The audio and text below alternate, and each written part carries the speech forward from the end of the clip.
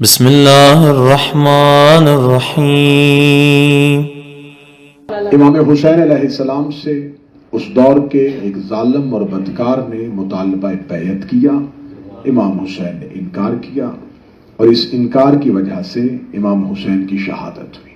یہ غلط العام ہے، یہ کہا جاتا ہے کہ یزید فاسق اور بدکار تھا اور کریم کربلا اس کی بیعت نہیں کر سکتے تھے۔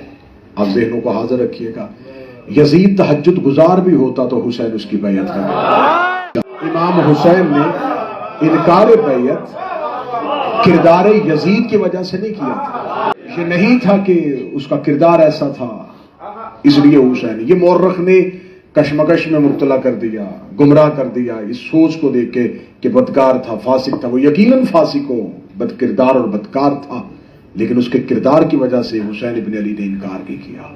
وہ بدبخت اللہ کے ہاتھ سے بیعت مانگ رہا تھا۔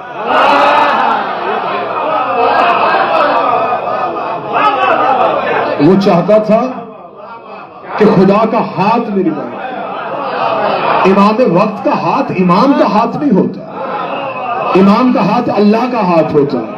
اگر آپ کہیں کہ آپ نے یہ مشکل اور وزنی جملہ کہہ دیا اور ہمارے ذہنوں پہ گراں گزر رہا ہے تو میں قرآن کی آیت کا سہارا لے لیتا ہوں۔ جب بیعت رضوان ہوئی تھی تو لوگوں نے کہا تھا یا رسول اللہ ہم کس کے ہاتھ پہ بیعت کر رہے ہیں؟ فوراً جبریل کے پر نبی کے قدموں پہ آئے اور فرمائے ان سے کہہ دے ید اللہ فوق بایدہم، اللہ کا ہاتھ بندوں کے ہاتھ کے اوپر ہوتا۔ لبیک یا حسین، لبیک یا حسین۔